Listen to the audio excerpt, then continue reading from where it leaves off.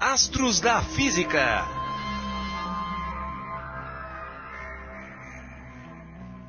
Colocar um satélite em órbita não é uma tarefa fácil.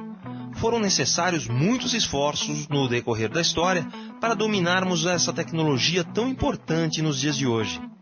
Para saber um pouco mais como se coloca um satélite em órbita, precisamos entender o movimento dos corpos celestes no espaço, começando pelo movimento da Terra ao redor do Sol. Você realmente acredita que a Terra gira em torno do Sol? Mas o que nós vemos todos os dias não é o contrário? Ou seja, o Sol se movendo em volta da Terra? Foi pensando assim que há mais de 2000 anos atrás, o filósofo grego Aristóteles concluiu que a Terra ficava no centro do universo e todos os outros corpos celestes giravam ao seu redor, descrevendo órbitas circulares perfeitas. O astrônomo grego Cláudio Ptolomeu também acreditava que a Terra estava imóvel no centro do universo e ao seu redor girava o Sol, a Lua, os planetas e as estrelas. Esse é o chamado modelo geocêntrico, pois coloca a Terra, geo em grego, no centro do universo. Mas, se observarmos na Terra o movimento dos planetas durante alguns meses, vamos perceber que eles não descrevem movimentos circulares como deveria ser se estivesse girando ao redor da Terra. Na verdade, em determinados momentos, eles parecem voltar para trás e em seguida continuam no seu caminho original, bem diferente do que o modelo geocêntrico afirma. Por esse motivo, quase 1300 anos mais tarde, o monge Nicolau Copérnico começou a fazer mais observações e a estudar os escritos de Aristóteles e Ptolomeu. Assim, chegou à conclusão que o sistema geocêntrico apresentava problemas inexplicáveis. Depois de muito estudar, Copérnico acaba postulando uma nova teoria, em que o Sol é colocado no centro do sistema solar e todos os outros astros, inclusive a Terra, giram em torno dele. Esse é o chamado modelo heliocêntrico, pois coloca o Sol, Hélios em grego, no centro do sistema solar. Naquela época, a discussão entre os defensores das duas teorias estimulou muitas pessoas a coletarem dados astronômicos mais precisos. Uma dessas pessoas foi o astrônomo Tycho Brahe, que observou e catalogou os astros de forma incomparável. Tycho percebeu que, ao utilizar o modelo heliocêntrico, as suas previsões eram muito mais precisas do que se utilizasse o modelo geocêntrico. Surge então um homem com um grande talento matemático, que irá ajudar e complementar o trabalho de Tycho. Seu nome, Johannes Kepler. Com os dados de Tycho, Kepler leva adiante seus cálculos e percebe que todo planeta descreve uma órbita elíptica ao redor do Sol, estando este num dos focos da elipse. Esta afirmação é conhecida como a primeira lei de Kepler. É bom lembrar que a Terra, apesar de descrever uma órbita elíptica ao redor do Sol, é uma elipse de excentricidade tão pequena que podemos dizer que sua órbita é quase circular. Kepler descobre também que as velocidades dos planetas são reguladas pela varredura, ou seja, a linha que une o planeta ao Sol varre áreas iguais em tempos iguais. Essa descoberta acaba sendo conhecida como a segunda lei de Kepler.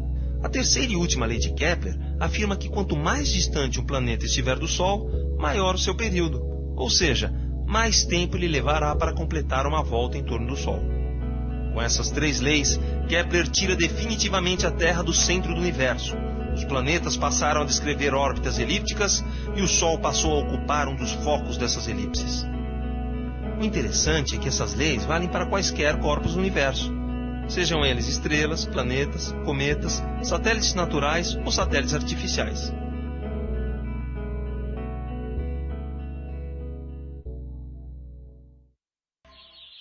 Ao mesmo tempo em que Kepler trabalhava em Praga para mostrar que a Terra não era o centro do universo, outro homem trabalhava na Itália no mesmo problema.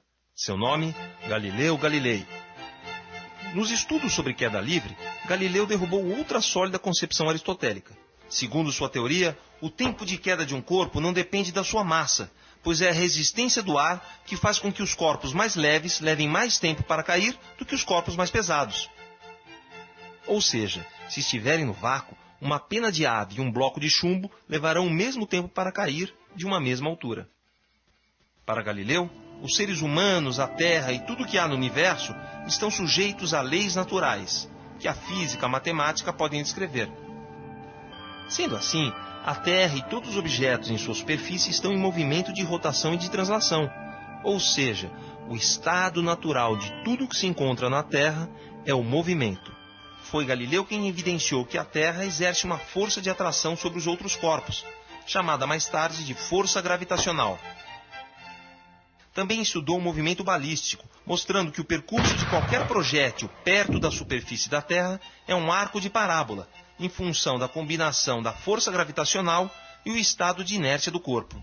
No mesmo ano da morte de Galileu, nasce na Inglaterra Isaac Newton, o primeiro a publicar as famosas 3 leis de Newton. A primeira lei, ou o princípio da inércia, diz que um corpo continua em estado de repouso ou de movimento retilíneo uniforme, ao menos que seja obrigado a mudá-lo pela ação de uma força externa. A segunda lei, também conhecida como o princípio fundamental da dinâmica, diz que se uma força age sobre um corpo, sua aceleração será proporcional à força aplicada. Na terceira lei, mais conhecida como o princípio da ação e reação, em um sistema onde não estão presentes forças externas significativas, a toda força de ação corresponde uma reação, que tem a mesma intensidade, mesma direção, porém sentido oposto.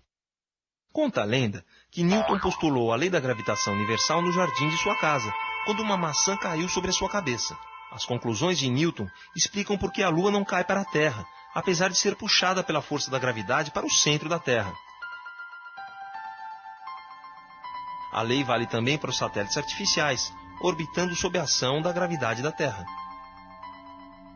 Newton, assim como Galileu, também fez experimentos para descrever o movimento balístico e chegou ao conceito de velocidade de escape, ou seja, aquela com a qual um corpo é lançado da superfície da Terra e consegue escapar da atração gravitacional do planeta.